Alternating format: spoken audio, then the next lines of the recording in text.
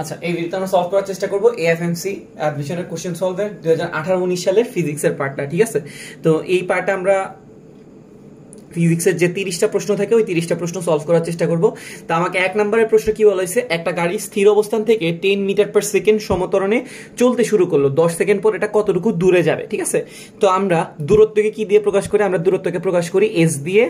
আর তোমাকে এখানে কি কি মান দেওয়া আছে একটু দেখো, তোমাকে বলা হয়েছে স্থির অবস্থান থেকে, স্থির অবস্থান থেকে হইলে আদিবেগ কত হবে 0, তারপর 10 মিটার পার সেকেন্ড স্কয়ার সমত্বরণ দেওয়া আছে, তার মানে ত্বরণটা কত দেওয়া আছে 10, আর কি দেওয়া আছে 10 সেকেন্ড পরে, তার মানে টাইম দেওয়া আছে কত 10। ঠিক আছে, তো তোমার কাছে কি জানতে চাইছে, কতটুকু দূরে যাবে, মানে দূরত্বটা জানতে চাইছে। তো আমরা এস সমান সমান সূত্র জানি, সমত্বরণে চললে একটা বস্তুর অতিক্রান্ত দূরত্ব বের করার সূত্র কি, এস সমান সমান ইউটি প্লাস কি হাফ অফ এটি স্কয়ার। ঠিক আছে, ইউ এর মান যেহেতু 0 তাহলে ইউটি পুরাটা কি হয়ে যাবে 0, তাহলে এখানে থাকতেছে হাফ ইন্টু এ, এর মান হচ্ছে কত, এ মানে হচ্ছে ত্বরণ, ত্বরণ কত আছে 10, আর টি স্কয়ার এখানে টি এর মান হচ্ছে কত 10, তাহলে এখানে আমরা যদি মান বসাই 2 কে 10 দিয়ে কাটাকাটি করলে কত থাকে 5, 10 স্কয়ার মানে কত 100, 100 সাথে যদি 5 গুণ করি তাহলে কত হয় 500, তাহলে আমাদের এস বা দূরত্বটা কত আসতেছে 500। ঠিক আছে, তাহলে আমাদের 500 মিটার কয় নাম্বার অপশন আছে, সি নাম্বার অপশনটাতে আছে। ওকে, আচ্ছা 2 নম্বরের প্রশ্ন কি বলছে, অপ্রত্যাগামী প্রক্রিয়ায় এন্ট্রপির পরিবর্তন কোনটা। ঠিক আছে, তো এটা বোঝার খুব সহজ একটা উপায় আছে কি, তুমি মনে রাখবে যে জগতে যত কিছু নরমাল হয়, নরমাল সবকিছুতে কি হয় এন্ট্রপি বৃদ্ধি পায়। বললাম কি, জগতে যত কিছু নরমাল আছে নরমাল সবগুলাতে কি হবে এন্ট্রপি সবসময় কি হবে বৃদ্ধি পাবে। তা আমাদের প্রক্রিয়া ছিল দুইটা, একটা ছিল প্রত্যাগামী প্রক্রিয়া আর এটা ছিল অপ্রত্যাগামী প্রক্রিয়া। প্রত্যাগামী মানে কি, যে জিনিসটাকে তুমি কি করতে পারো আগের জায়গায় ব্যাক করতে পারো। ঠিক আছে, আর যে জিনিসটাকে তুমি আগের জায়গায় ব্যাক করতে পারো না এটাকে বলি অপ্রত্যাগামী। ঠিক আছে, নরমালি আমি কোনো জিনিসকে কি করতে পারি না আগের জায়গায় ব্যাক করতে পারি না, তার মানে বেশিরভাগ জিনিস হয়েছে কি অপ্রত্যাগামী। আর অপ্রত্যাগামী জিনিসটা তাহলে কি নরমাল, আর নরমাল জিনিসে কি হয় এন্ট্রপি বৃদ্ধি পায়। ঠিক আছে, আমরা যদি উদাহরণ হিসেবে বলি, যেমন ধরো তুমি গ্লাসকে ভাঙলা, ওই গ্লাসটা তো জোড়া লাগে আবার আগের গ্লাসে নিয়ে আসা কিন্তু সম্ভব না, কারণ হচ্ছে কি অনেক যখন ভাঙবে তখন অনেক গুঁড়া হয়ে যাবে, তুমি ওইটাকে ব্যাক করে আগের পজিশনে আনতে পারবে না, তাহলে এটা কি অপ্রত্যাগামী প্রক্রিয়া। আর অপ্রত্যাগামী প্রক্রিয়া জিনিসটা হচ্ছে কি নরমাল, নরমাল লাইফে ঘটতেছে, আর ওইটাতে কি হবে এন্ট্রপি বৃদ্ধি পাবে, মানে নরমাল সবকিছুতে কি হয় এন্ট্রপি বৃদ্ধি পায়। ওকে, আর এই জন্য একটা কথা আছে যে জগতে সবকিছুতে কি হইতেছে সবসময় এন্ট্রপি বৃদ্ধি পাইতেছে, কারণ জগতে সবকিছু কি হয় নরমাল। তারপরে 3 নম্বর প্রশ্নে কি বলা হয়েছে, 50 কেজি ভরের একটা বস্তুর ভরবেগ যদি কি হয় 50 KG per metre second, second square second metre per second হয়, গতিশক্তি কত হবে। ঠিক আছে, কি কি দেওয়া আছে, আর ভর দেওয়া আছে কত, তোমাকে ভর দেওয়া আছে 50 কেজি ভরের একটা বস্তু, আর ভরবেগ, ভরবেগকে আমরা কি দিয়ে প্রকাশ করি পি দিয়ে। ঠিক আছে, তো পি কত দেওয়া আছে 50 কেজি মিটার পার সেকেন্ড। ঠিক আছে, ভরবেগ দেওয়া আছে কত 50 কেজি মিটার পার সেকেন্ড, আর ভর দেওয়া আছে কত 50 কেজি। তোমাকে কি বের করতে বলছে গতিশক্তি, গতিশক্তিকে আমরা কি দিয়ে প্রকাশ করি ইকে, ইকে বের করার একটা ফর্মুলা হচ্ছে কি হাফ এম ভি স্কয়ার। ঠিক আছে, একটা ফর্মুলা হচ্ছে কি হাফ এম ভি স্কয়ার, তুমি যদি এখানে এম এর মান জানো পি থেকে ভি এর মানটা বের করে এখানে বসে দিলে তুমি ইকে পাই যাবা। আরেকটা ওয়ে আছে কি ডিরেক্ট একটা সূত্র আছে পি স্কয়ার ডিভাইডেড বাই কত 2m, তুমি যদি ভরবেগ থেকে গতিশক্তি বের করতে চাও তাহলে একটা ডিরেক্ট সূত্র আছে কি P square divided by 2m, P এর মানটা হচ্ছে কত 50, তাহলে 50 square divided by 2 into M এর মান হচ্ছে কত 50, তাহলে 50 আর 50 স্কয়ার কাটাকাটি করলে কত থাকে 50, এই 50 আর 2 কাটাকাটি করলে কত আসে 25। ঠিক আছে, তাহলে আমাদের গতিশক্তি কত আসতেছে 25, আর আমরা জানি যে শক্তির একক কত হয় জুল। ঠিক আছে, তাহলে আনসার হচ্ছে কত 25 জুল। ঠিক আছে, তাহলে আমাদের 3 নম্বরের আনসারটা হচ্ছে কত 25 জুল। আমাদের প্রশ্নে ভর দেওয়া ছিল আর ভরবেগ দেওয়া ছিল, গতিশক্তি বের করতে বলছে পি স্কয়ার বাই 2m, দেন মান বসাইছি। আচ্ছা, বললো যে কি একটা দূরবীক্ষণ যন্ত্রে সর্বনিম্ন বিবর্ধন ক্ষমতা কত এম। ঠিক আছে, তোমাকে এখানে এম দেওয়া আছে কি সর্বনিম্ন বিবর্ধন ক্ষমতা বা সবচেয়ে ছোট বিবর্ধনটা আর কি, সর্বনিম্ন বিবর্ধন। ওকে, তো তোমাকে বলেছে নলের ফোকাস দূরত্ব যদি কি করা হয় দ্বিগুণ করা হয় তবে বিবর্ধন ক্ষমতা কত হবে। তো আমরা জানি যে কি বিবর্ধনের একটা সূত্র ছিল দূরবীক্ষণ যন্ত্রের, কি ছিল এফ ও ডিভাইডেড বাই কি এফ ই। একটা দূরবীক্ষণ যন্ত্রের তুমি যদি কি করতে চাইতা বিবর্ধন বের করতে চাইতা তাহলে এটার ফর্মুলাটা কি ছিল এফ ও ডিভাইডেড বাই কি এফ ই। তাহলে এফ ওটা ছিল অভিনেত্রের আর এফ ইটা কি ছিল, সরি এফ ওটা ছিল অভিলক্ষের আর এফ ইটা ছিল অভিনেত্রের। ঠিক আছে, তো তোমাকে এখানে বলছে কি করেছে ফোকাস, নলের ফোকাস দূরত্ব, নলের ফোকাস দূরত্ব তোমাকে কত বলাইছে দ্বিগুণ করা হয়েছে। নলের ফোকাস দূরত্ব যদি দ্বিগুণ করা হয় অভিনেত্রের ফোকাস দূরত্ব দ্বিগুণ করা কিন্তু কি কথা সেম কথা। ঠিক আছে, নলের ফোকাস দূরত্ব দ্বিগুণ করা যে কথা, অভিনেত্রের ফোকাস দূরত্ব দ্বিগুণ করা কি সেম কথা। এখন দেখো আমাদের যে বিবর্ধন, বিবর্ধনের সাথে আমাদের অভিনেত্রের ফোকাস দূরত্বের সম্পর্কটা কি সমানুপাতিক নাকি ব্যস্তানুপাতিক? ব্যস্তানুপাতিক। যেহেতু এরা ব্যস্তানুপাতিক, যদি অভিনেত্রের ফোকাস দূরত্ব দ্বিগুণ করা হয় তাহলে নলের বিবর্ধন কি বাড়বে নাকি কমবে? অবশ্যই কমে যাবে, আর কমে এটা কি হয়ে যাবে? অর্ধেক হয়ে যাবে। ঠিক আছে, তাহলে এটা কত হইতেছে? m/2। জিনিসটা আমি তোমাকে আবার সহজভাবে বুঝাই। তোমাকে সবচেয়ে ছোট বিবর্ধনটা দেওয়া আছে কত? m, বা সর্বনিম্ন বিবর্ধন ক্ষমতা m দেওয়া আছে। তোমাকে বলেছে কি নলের ফোকাস দূরত্ব কত গুণ করা হয়েছে? দ্বিগুণ। নলের ফোকাস দূরত্ব যদি দ্বিগুণ করা হয়, অভিনেত্রের ফোকাস দূরত্বটা কি হয়? দ্বিগুণ হয়। আর আমাদের বিবর্ধনের সূত্র ছিল অভিলক্ষের ফোকাস দূরত্ব ডিভাইডেড বাই অভিনেত্রের ফোকাস দূরত্ব। এটাকে যদি আমরা দ্বিগুণ করি তাহলে এটা কি হয়ে যেতেছে? হাফ না? তাহলে এরা কি হয়ে যাবে? তখন বিবর্ধনটা হয়ে যাবে কত? m/2। বিবর্ধন কি হয়ে যাবে? কমে যাচ্ছে। তাহলে এখানে কি হচ্ছে? m/2। আচ্ছা, তারপরে 5 নম্বরে কি বলছে? কোন ভেক্টরের দিক নির্দিষ্ট নয়। ঠিক আছে, তোমার কাছে কি জানতে চাইছে? কোন ভেক্টরের দিক নির্দিষ্ট নয়। তো আমরা এখানে খুব সহজেই জানি যে শূন্য ভেক্টর, শূন্য ভেক্টরের যেহেতু কোনো মান নাই এবং এটার কি নাই, এটার মানও নাই, দিকও নাই। ঠিক আছে, বিপরীত কি হবে? তুমি একটা ভেক্টরে কি হবে? যেদিকে দিবা বিপরীত ভেক্টর দিক কি হবে? তার অপোজিট দিকে। তো তোমাকে বলছে দিক নির্দিষ্ট নয়। ঠিক আছে, দেখো আমরা বিপ্রতীপে দেখতেছি একটা ভেক্টর যেদিকে তার বিপরীত ভেক্টর কি হয়? তার অপোজিট দিকে। এক্ষেত্রে কিন্তু দিক নির্দিষ্ট, কিন্তু শূন্য ভেক্টরের কোনো কি নাই? দিক নাই। আচ্ছা, আমরা আর বাকি অপশনগুলো একটু চেক করি। বাকি অপশনে কি দেওয়া আছে? সমান ভেক্টর। সমান ভেক্টর কি হবে? একটা ভেক্টর যেদিকে তার সেম দিকে আরেকটা ভেক্টর যাইতে হবে এবং মান সমান হইতে হবে। তার মানে এখানেও কিন্তু কি দিক নির্দিষ্ট। বিপরীত ভেক্টর, একটা ভেক্টর যেদিকে বিপরীতটা কি হবে? তার বিপরীত দিকে। তাহলে এখানেও মান দিক নির্দিষ্ট, কিন্তু শুধুমাত্র দিক নির্দিষ্ট নয় কোথায়? শূন্যতে। শূন্য ভেক্টরে কি নাই? কোনো রকম কি নাই? দিক নাই। ওকে, তারপরে 6 নম্বর প্রশ্নে কি বলছে? পর্যায়কাল দ্বিগুণ করতে সরল দোলকের দৈর্ঘ্য কয় গুণ বাড়াইতে হবে? এটা মেবি 19-20 সালের প্রশ্ন আসছিল এএফএনসি তে। তা আমরা পর্যায়কালের সূত্রটা কি জানতাম? টি সমান সমান 2π√L ডিভাইডেড বাই কত? জি। এটা আমরা লাস্ট এরকম একদম হুবহু সেম একটা প্রশ্ন আসছিল মেবি। তো বললো কি সরল দোলকের দৈর্ঘ্য কয় গুণ করতে হবে? পর্যায়কাল দ্বিগুণ। আচ্ছা, তো আমরা আদি পর্যায়কালটাকে ধরে নিলাম x, তাহলে নতুন পর্যায়কাল কত হয়ে যাবে? 2x। এটা কি বুঝতে পারছি? প্রশ্ন বলছে কি পর্যায়কাল দ্বিগুণ, তাহলে পর্যায়কাল দ্বিগুণ মানে কি? আদি পর্যায়কাল যদি x হয় তাহলে নতুন পর্যায়কাল কত হবে? 2x। তো তোমাকে বলছে সরল দোলকের দৈর্ঘ্যটা কত গুণ করতে হবে? তা আমরা দেখতেছি টি এর সাথে মানে পর্যায়কালের সাথে দৈর্ঘ্যের সম্পর্কটা কি সমানুপাতিক নাকি ব্যস্তানুপাতিক? দেখতেছি সমানুপাতিক। কেমনে বুঝছি? যদি দোনোটা হরে থাকে অথবা দোনোটা লবে থাকে তাহলে এটা সমানুপাতিক হয়, আর একটা হরে একটা লবে থাকলে ব্যস্তানুপাতিক। এখানে টিটা কিসে আছে? টিটা আছে লবে। ঠিক আছে, টিটা আছে লবে, এলটাও কিসে আছে? লবে। তাহলে এরা হবে কি পরস্পরের সমানুপাতিক। সমানুপাতিক হইলেও এদের মধ্যে সম্পর্কটা কি হবে? বর্গমূলের সমানুপাতিক। তাহলে আমরা এখান থেকে লিখতে পারি T1 ডিভাইডেড বাই T2 সমান সমান √L1 ডিভাইডেড বাই কত? √L2। ঠিক আছে, যেহেতু টি আর এল পরস্পরের সমানুপাতিক তাহলে আমরা এখান থেকে লিখতে পারছি T1 বাই T2 সমান সমান √L1 বাই L2। ঠিক আছে, আমরা এবার T1 আর T2 এর মানটা বসে দিব। T1 হইছে x, T2 হইছে কত? 2x, আর এই পাশে আছে রুট। রুটটাকে যদি আমরা এই পাশ থেকে পাশে নিয়ে আসি এটা কি হয়ে যাবে? স্কয়ার। এই পাশে আছে L1, এই পাশে হবে কত? L2। এবার দেখো x আর x কাটলে কত থাকে? 1/4। এখানে কত? হাফ না? হাফ কে স্কয়ার করলে কত হয়ে যাবে? 1/4। আর এই পাশে হচ্ছে L1, নিচে হচ্ছে কত? L2। তা আমাদের পাশে জানতে চাইছে দৈর্ঘ্যটা কত গুণ করতে হবে, মানে নতুন দৈর্ঘ্য। তাহলে আমরা L2 সমান সমান কি বলতে পারি? 4L1। L2 সমান সমান কত বলতে পারি? 4L1। তার মানে দৈর্ঘ্যটাকে কয় গুণ করা লাগতেছে? 4 গুণ। আদি দৈর্ঘ্য ছিল L1, ওটার কয় গুণ? 4 গুণ। ঠিক আছে, তাহলে দৈর্ঘ্যটা কত গুণ করতে হবে? 4 গুণ। ঠিক আছে। আচ্ছা, 7 নম্বর প্রশ্ন আমাকে কি বলেছে? পানি ও কাচের প্রতিসরণাঙ্ক কত বলেছে? 1.33 এবং 1.5 হলে কাচে আলোর বেগ কত?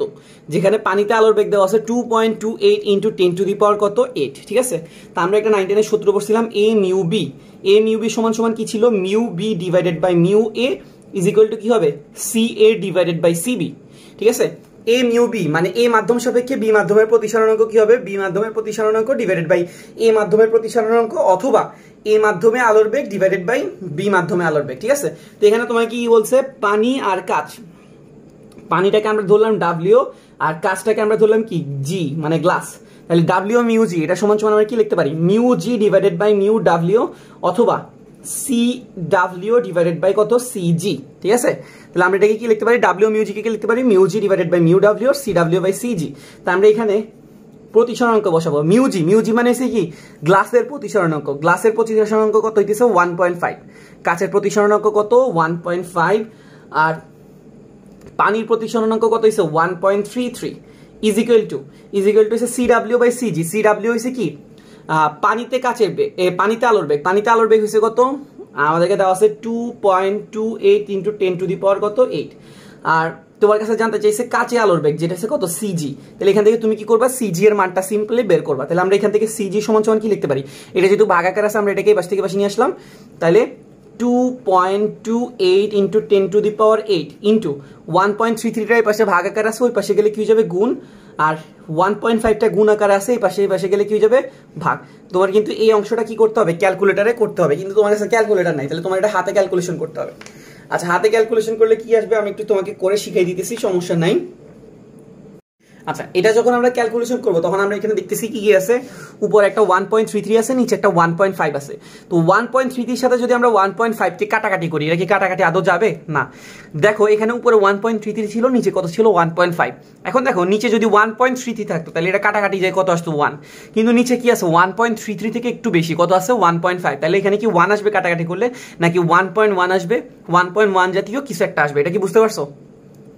কি বুঝাইলাম যে 1.3 থেকে যদি তুমি 1.5 দিয়ে ভাগ করো তাহলে কাটাকাটি করলে কত আসবে, 1.33 হইলে কি আসতো 1, কিন্তু এখানে 1.33 থেকে একটু বেশি, তাহলে এখানে কি আসবে 1 থেকে একটু বেশি আসবে, এটাকে আমি 1.1 ধরছি। তুমি এবার 1.1 এর সাথে 2.28 কে যদি কাটাকাটি করো, কাটাকাটি করলে কি এটা 2.28 থেকে বেশি আসবে না কম আসবে বলো তো? তুমি যদি 2.28 কে যদি 1 দিয়ে ভাগ করতে তাহলে অবশ্যই 2.28 আসতো, কিন্তু 2.28 কে তুমি কি করতেছো 1.1 দিয়ে ভাগ করতেছো, তাহলে এটা 2.28 থেকে একটু কম আসবে। তবে তুমি চেক করে দেখবা তোমার অপশনে কি কি দেওয়া আছে, 2.28 থেকে কম কোন কোন অপশন দেওয়া আছে। দেখো তো 3.0 এটা আসার কখনো কোনো চান্স আছে না। তারপর 2.32 এটাও কোনো আসার চান্স নাই, কারণ আমাদের আনসারটা অবশ্যই 2.28 থেকে ছোট হবে, ঠিক আছে? তো আমাদের 2.28 থেকে ছোট দুইটা অপশন আছে, একটা আছে 2.02 আর একটা আছে কত 2.03, যেটা প্রথম অপশন ছিল।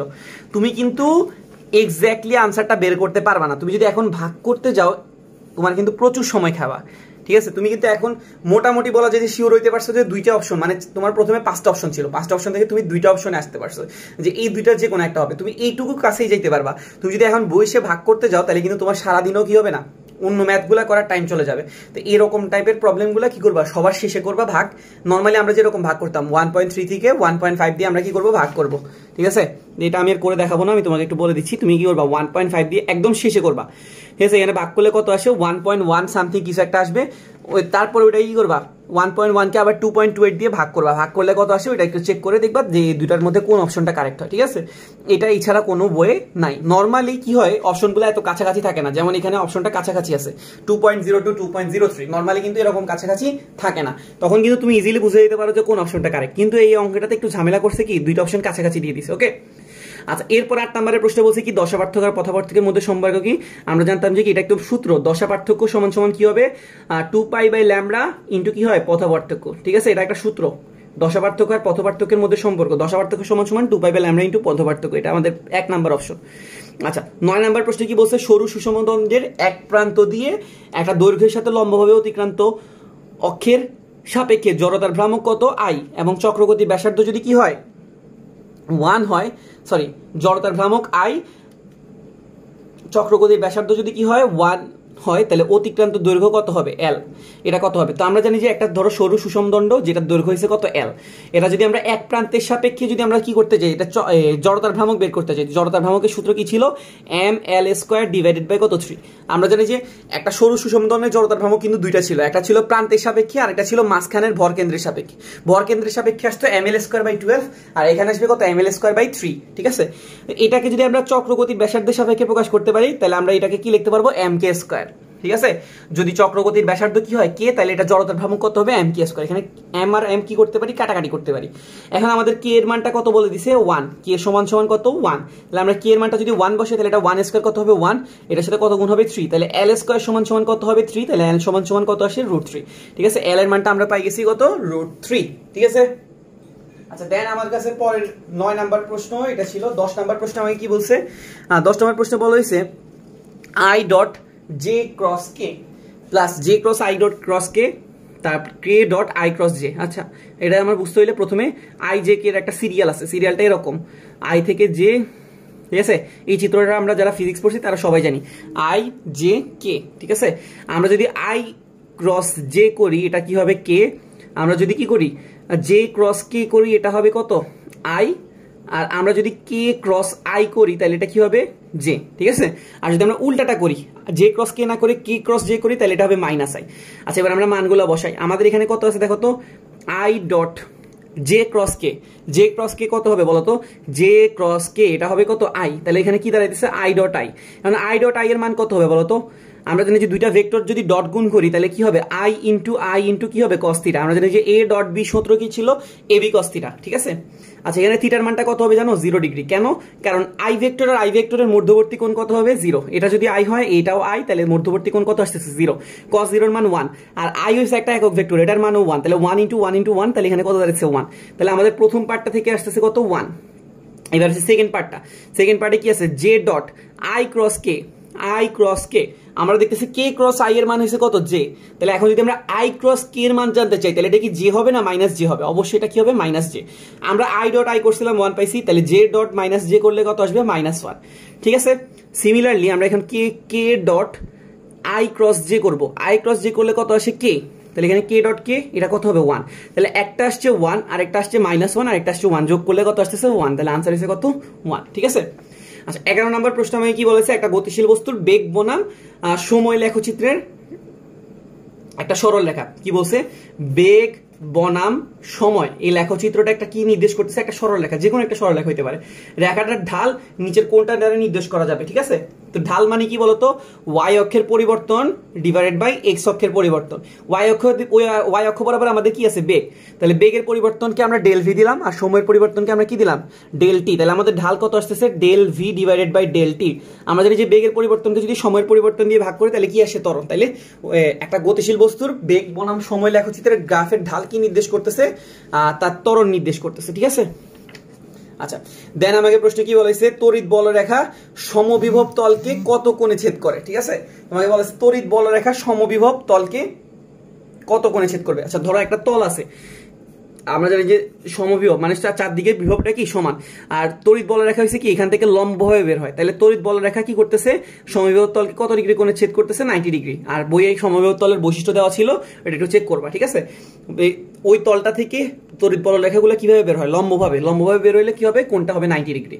আচ্ছা এরপরে বলছে কি কোন তিনটা কম্পাঙ্কের সমন্বয়ে কি সৃষ্টি হয়? ত্রয়ী সৃষ্টি হয়। তো ত্রয়ী সৃষ্টি হওয়ার জন্য শর্ত কি ছিল? কম্পাঙ্কের অনুপাত কত হতে হবে? 4:5:6, ঠিক আছে। 4:5:6 হইলে এটাকে আমরা কি বলবো? ত্রয়ী। তো এখানে আমাদের কত কত দেওয়া আছে? 256, 320 আর 384, ঠিক আছে। তাইলে আমাদের এখানে যে 256 দেওয়া আছে, তারপরে 320 আর 384, এগুলো সবগুলোকে যদি তুমি কি করো 64 দিয়ে ভাগ করো, কত দিয়ে ভাগ করবা? 64 দিয়ে। 256কে যদি 64 দিয়ে ভাগ করে কত আসে? 4। 320কে যদি 64 দিয়ে ভাগ করে কত আসে? 5। 384কে যদি 64 দিয়ে ভাগ করে কত আসে? 6। তাহলে আমাদের অনুপাতটা দাঁড়াচ্ছে 4:5:6। তাহলে এটাকে আমরা কি বলতে পারি? ত্রয়ী, ঠিক আছে। আর বাকি অপশনগুলো চেক করে দেখবা, ওগুলোকে ভাগ করলে 4, 5, 6 অনুপাতটা আসে না, ঠিক আছে। তারপরে তোমাকে বলছে 14 নম্বর প্রশ্নে 1 মেগাওয়াট এখানে নট ইকুয়াল, ঠিক আছে। মানে 1 মেগাওয়াট কিসের সমান নয়, ঠিক আছে। তো 1 মেগাওয়াটকে আমরা কি লিখতে পারি? 1 মেগাওয়াট যে কথা 1000 মেগা মানে কি বলতো? 10⁶। তাহলে 10⁶ ওয়াট একই কথা। তার মানে 1 মেগাওয়াট আর 10⁶ ওয়াট কিন্তু কি সমান, কিন্তু প্রশ্ন আমার কাছে সমান চাই নাই, বলছে যে সমান নয়, ওইটা চাইছে। তাহলে আমরা এটা দাগাইতে পারবো না। আচ্ছা 10⁶ ওয়াটকে আমরা কি লিখতে পারি? 10 কিউব ইন্টু যে 10 কিউবটা আছে, ওই 10 কিউবটিকে আমি কিলোওয়াট লিখতে পারি? অবশ্যই পারি। কি বললাম? 10⁶ এর যে পার্টটা আছে ওইটাকে আমরা কি লিখতে পারি? 1000 গুণ 1000, আর 1000কে আমরা কি লিখতে পারি? কিলোওয়াট। তাহলে আমাদের এখানে কত দাঁড়াইছে? 1000 কিলোওয়াট। আচ্ছা এবার হচ্ছে কি আমাদের ছিল 1 মেগাওয়াট, এটাকে আমরা এখন গিগাওয়াটে নিব। বলতো মেগাওয়াট আর গিগাওয়াটের মধ্যে পার্থক্য কি ছিল? মেগাওয়াট ছিল 10⁶ আর গিগাওয়াট ছিল কত? 10⁹। এখন আমরা যদি এখানে যে 10⁶ ছিল এটাকে যদি আমরা 10⁹ লিখি তাহলে আমাকে ব্যালেন্স করার জন্য অবশ্যই কত দিতে হবে? tan ইনভার্স 3 দিতে হবে না? তাহলে এটা হইতেছে গিগাওয়াট, তাহলে আমাদের আসতেছে কত? tan inverse 3 gigawatt. ব্যাপারটা কি বুঝতে পারছি? আমাদের প্রশ্নে ছিল 1 মেগাওয়াট, মেগাওয়াট মানে 10⁶, কিন্তু যদি গিগাওয়াটে নিতে হয় তাহলে কত লেখা লাগবে? 10⁹। তো 10⁹ লিখলে ব্যালেন্স করার জন্য কত দেওয়া লাগবে? tan inverse 3। 10⁹ কে আমরা লিখতে পারি গিগাওয়াট, আর tan ইনভার্স 3 এর সামনে থাকবে, তাহলে এটা হচ্ছে কত? tan inverse 3 gigawatt. তাহলে এই অপশনটাকেও লেখা যায়, এই অপশনকেও লেখা যায়, এই অপশনকে লেখা যায়, তাহলে এটা লেখা যায় না সি নাম্বার অপশনটাকে, তাহলে এটা সমান হবে না, ঠিক আছে। আচ্ছা দেন আমাকে পরে 15 নাম্বার প্রশ্নে কি বলেছে?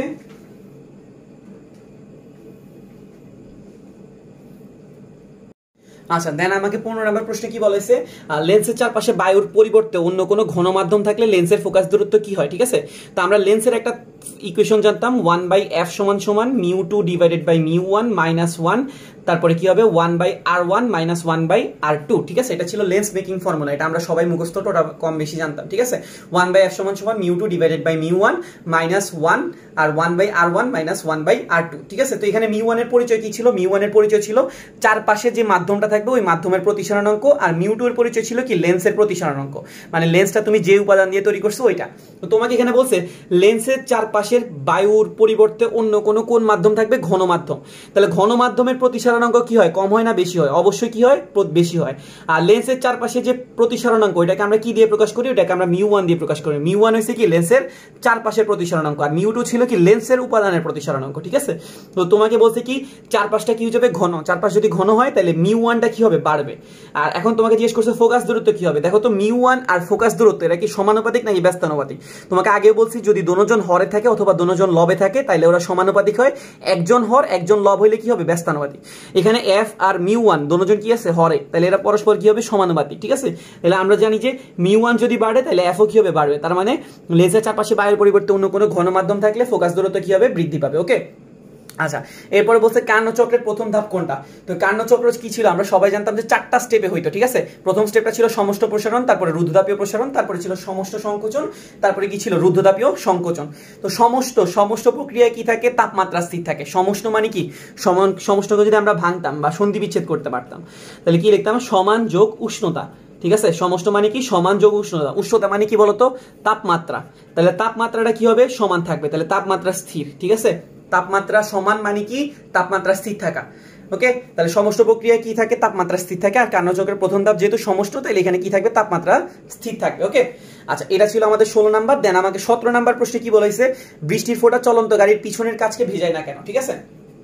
বৃষ্টির ফোঁটা চলন্ত গাড়ির পিছনের কাজটাকে ভেজায় না কেন? তো আমি তোমাকে খুব সহজ একটা উদাহরণ দিতেছি। ধরো এটা একটা গাড়িটা কোন দিকে যাচ্ছে? সামনের দিকে, ঠিক আছে। গাড়িটা কোন দিকে যাচ্ছে? সামনের দিকে, তাহলে এটা হচ্ছে সামনের কাজ, এটা হচ্ছে কি পিছনের কাজ। তো গাড়িটার বেগ সামনের দিকে, এটা হচ্ছে ভিসি মানে হচ্ছে কি গাড়ির বেগ, ওকে। আর এখান থেকে কি করতেছে? বৃষ্টি পড়তেছে। বৃষ্টিটা কিভাবে পড়তেছে? সোজাসুজি ভাবে। এটা হচ্ছে ভিআর মানে হচ্ছে কি বৃষ্টির বেগ। তো আমরা জানি যে যেহেতু এটা আপেক্ষিক বেগ, যে জিনিসটা সাপেক্ষ হয় ওই জিনিসটাকে কি করতে হয়? বিপরীত করে দিতে হয়। যেহেতু এখানে কি আমরা গাড়ির সাপেক্ষে বৃষ্টির বেগ বের করবো, তাহলে গাড়িটাকে কি করতে হবে? গাড়ির বেগটাকে উল্টা চিন্তা করতে হবে, ঠিক আছে। মনে রাখবা যে আপেক্ষিক বেগে যে জিনিসটাকে সাপেক্ষ মনে করা হয় ওই জিনিসটাকে আমরা কি করি? বিপরীত দিকে চিন্তা করি।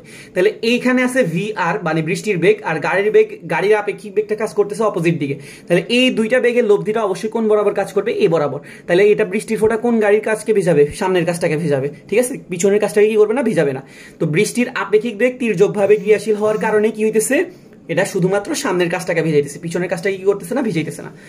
আচ্ছা, তারপরে বলো কি পৃথিবী থেকে 50 মিটার উচ্চতায় পৃথিবীর থেকে 50 মিটার উচ্চতা থেকে একটা বস্তুকে ন্যূনতম কত বেগে নিক্ষেপ করলে মহাশূন্যে চলে যাবে? তা আমরা জানতাম যে কি একটা বস্তুকে তুমি যদি কি করতে চাও? পৃথিবী থেকে পাঠাইতে চাও তাহলে তাকে কি করতে হবে? তার মুক্তি বেগে মারতে হবে। মুক্তি বেগ কত ছিল? পৃথিবী থেকে মুক্তি বেগটা ছিল 11.2 কিলোমিটার পার সেকেন্ড, ঠিক আছে। এটা ছিল পৃথিবীর মুক্তি বেগ। কিন্তু তোমাকে বলছে এখন পৃথিবী থেকে 50 মিটার উপরে, তার মানে এটা কি পৃথিবীতে আছে নাকি? পৃথিবী থেকে একটু উপরে আছে, অবশ্যই একটু উপরে আছে। তা আমরা জানতাম যে পৃথিবী থেকে যত উপরের দিকে যাওয়া যাবে অভিকর্ষ ত্বরণের মান তত কি হবে? কমতে থাকবে। পৃথিবী থেকে একটা বস্তু বা যে কোনো কিছু যদি যত উপরের দিকে যাবে অভিকর্ষ ত্বরণের মান কি হবে? তত কমতে থাকবে। আর আমাদের মুক্তি বেগের সূত্র কি ছিল? √2gr। মুক্তি বেগের সূত্রটা কি ছিল? √2gr। তাহলে আমরা এখান থেকে দেখতেছি মুক্তি বেগ আর অভিকর্ষ ত্বরণ পরস্পরের কি সমানুপাতিক। মুক্তিবেগ আর অভিকর্ষ ত্বরণ কি হইতেছে? পরস্পরের সমানুপাতিক। তাহলে যদি অভিকর্ষ ত্বরণ কমে যায় তাহলে মুক্তিবেগ কি বাড়বে না কমবে? অবশ্যই কমবে। তাহলে আমাদের আগে মুক্তিবেগ ছিল কত? 11.2। তাহলে এখন কি হবে? 11.2 এর কম বেগ দিতে হবে। ব্যাপারটা কি বুঝতে পারছি? তাহলে একটা বস্তুকে যদি আমি 50 মিটার উপর থেকে কি করতে চাই? মহাশূন্যে পাঠা দিতে চাই, তাহলে এটা কি করতে হবে? মুক্তিবেগ থেকে কম বেগ দিতে হবে। মানে পৃথিবীর মুক্তিবেগ ছিল 11.2, তার থেকে কি হবে? কম বেগ দিতে হবে। আচ্ছা, এবার প্রশ্ন জিজ্ঞেস করছে 19 নম্বরে জিজ্ঞেস করছে কি লেন্স সম্পর্কে কোন তথ্যটা সঠিক নয়, ওকে। লেন্স সম্পর্কে কোন তথ্যটা সঠিক নয়? এটা একটা মুখস্থ টাইপের প্রশ্ন। লেন্স কি হইছে? লেন্স সবসময় কি হয়? স্থিতিস্থাপক, দ্বি-উত্তল, আর কোষ কি হবে? নিউক্লিয়াস বিহীন, ঠিক আছে। লেন্সের সংজ্ঞা কি ছিল? স্থিতিস্থাপক, দ্বি-উত্তল, নিউক্লিয়াস বিহীন, ওইটাকে আমরা কি বলি? লেন্স বলি। তো এখানে অস্থিতিস্থাপক কি হবে না, এটা সঠিক নয়, ওকে। তারপর কি বলছে 20 নম্বরে কোন একটা বস্তুর প্রথম এবং শেষ বেগের অভিমুখ একই হলে তাদের যোগফলের অর্ধেককে কি বলে? কি বলছে? কোন বস্তুর প্রথম এবং শেষ বেগ, প্রথম বেগটাকে আমি ধরলাম কি ইউ, শেষ বেগটাকে আমি কি ধরলাম ভি, তাদের অভিমুখ যদি একই হয় তাহলে তাদের যোগফলের অর্ধেককে আমরা কি বলি? তার মানে U plus V divided by 2, এটাকে আমরা বলেছি কি মধ্যবেগ, ঠিক আছে। কোন একটা বস্তুর প্রথম এবং শেষ বেগের অভিমুখ যদি একই দিকে হয় তাহলে তাদের যোগফলের অর্ধেক বা গড়টাকে আমরা কি বলি, মধ্যবেগ। ওকে, আচ্ছা তারপরে কি বলছে, দৈর্ঘ্য সংকোচনের সমীকরণ কোনটা ছিল? এটা তো একদম মুখস্থ একটা ইকুয়েশন। L সমান সমান কি ছিল? L nought root over 1 minus V square divided by C square. ঠিক আছে, এটা আপেক্ষিক বেগের একটা সমীকরণ ছিল। এছাড়া আমাদের ছিল m সমান সমান m নট দিয়ে, তারপরে কি ছিল, সময় সংকোচন t সমান সমান t নট দিয়ে। ঠিক আছে, তিনটা ইকুয়েশনে কি করতে হবে, একটু মাথায় রাখতে হবে। তা আমাদের এখানে দৈর্ঘ্য সংকোচনের কথা জিজ্ঞেস করছে, L সমান সমান L nought root over 1 minus V square divided by C square. আচ্ছা 22 নম্বরের প্রশ্ন কি বলছে, স্প্রিং ধ্রুবকের মান কিসের উপর নির্ভর করে না?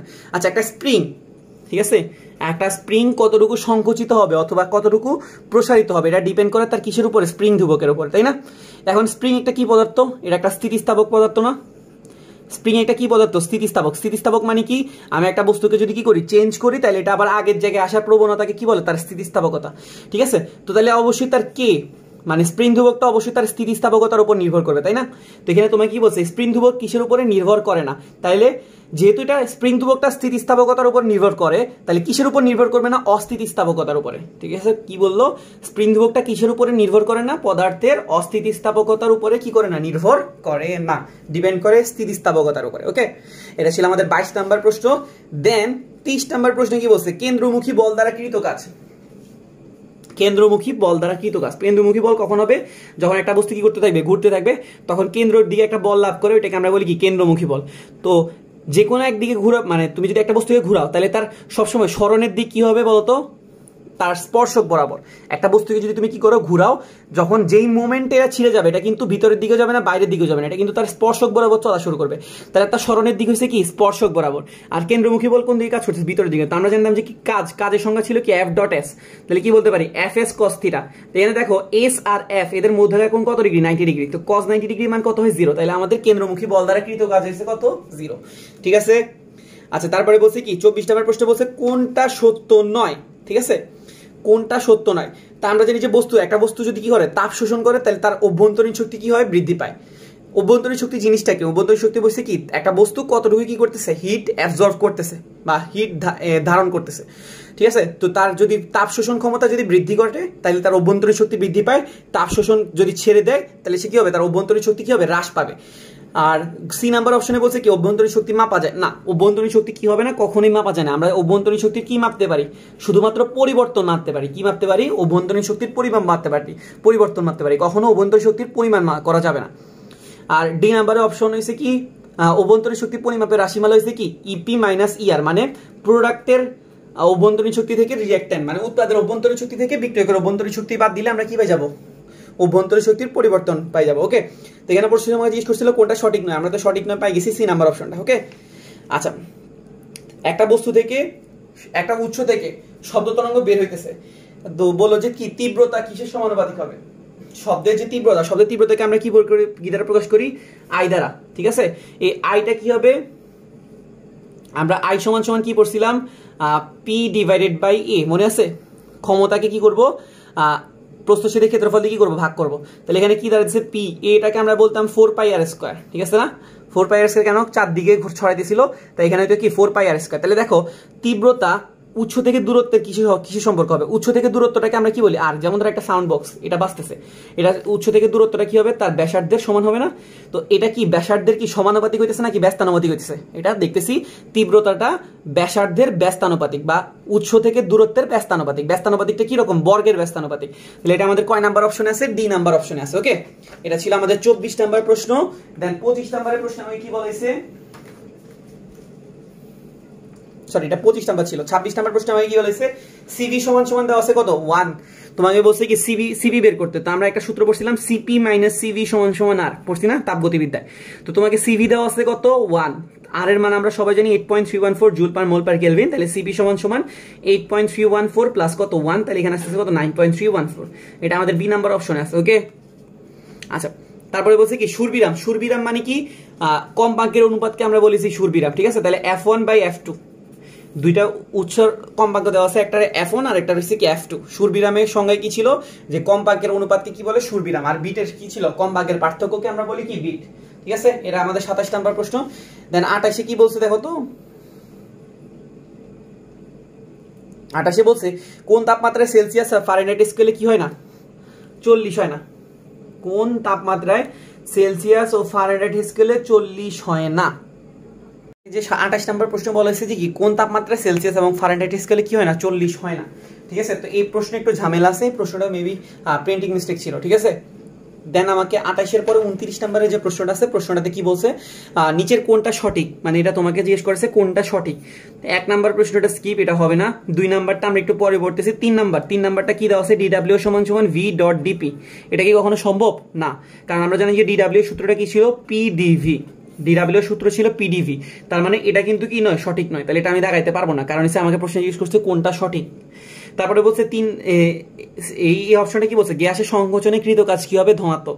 তো আমরা জানি যে গ্যাসের সংকোচন মানে কি, তুমি কি সিস্টেমের উপর কাজ করতেছো না সিস্টেম তোমার উপর কাজ করতেছে। গ্যাসের যদি সংকোচন করতে হয় তুমি সিস্টেমের উপর কাজ করতেছো, মানে পরিবেশ সিস্টেমের উপর কাজ করতেছে, আর পরিবেশ সিস্টেমের উপর কাজ করলে কৃত কাজ কি হবে ঋণাত্মক, ঠিক আছে। পরিবেশ যদি সিস্টেমের উপর কাজ করে তাহলে কৃত কাজ হয় ঋণাত্মক, আর সিস্টেম যদি পরিবেশের উপর কাজ করে তাহলে কৃত কাজ হবে কি ধনাত্মক। তার মানে গ্যাসের প্রসারণের সময় কিন্তু কি করে সিস্টেমটা পরিবেশের উপর কাজ করে, তখন এটা কিন্তু ধনাত্মক হয়, তাহলে এটা কিন্তু উল্টা দিচ্ছে, তার মানে এটাও হবে না এটাও হবে না, তাহলে অপশন বাকি আছে কোনটা বি নাম্বারটা, যে প্রত্যাগামী প্রক্রিয়া অভ্যন্তরীণ শক্তির পরিবর্তন কি হয় শূন্য না, প্রত্যাগামী প্রক্রিয়ার ক্ষেত্রে অভ্যন্তরীণ শক্তির কি আছে একটা নির্দিষ্ট পরিমাণ পরিবর্তন হয়, ঠিক আছে। 30 নম্বর লাস্ট প্রশ্ন আমাকে দেওয়া আছে তরঙ্গ তীব্রতা সঠিক সমীকরণ কোনটা, আই সমান সমান কি ছিল 2πa² f² ρv, ঠিক আছে। তীব্রতা বের করার একটা সূত্র ছিল 2πa² f² ρv, ঠিক আছে। তো এখানে তুমি দেখো এখানে f এর জায়গায় মেবি n দিছে, fটা হচ্ছে কি কম্পাঙ্গকে এখানে অনেক জায়গায় n দিয়ে প্রকাশ করছে, তাহলে দেখো 2πa² n² মানে f², আর এখানে আছে রো আর এখানে আছে v, তাহলে এটা সঠিক, ঠিক আছে। তো আশা করি আমরা বুঝতে পারছি, কারো যদি কোনো সমস্যা থাকে আমাকে জানাইতে পারো। ভিডিও দেখার জন্য ধন্যবাদ। আর 28 নাম্বার প্রশ্ন একটু ঝামেলা ছিল, ঠিক আছে। আল্লাহ হাফেজ।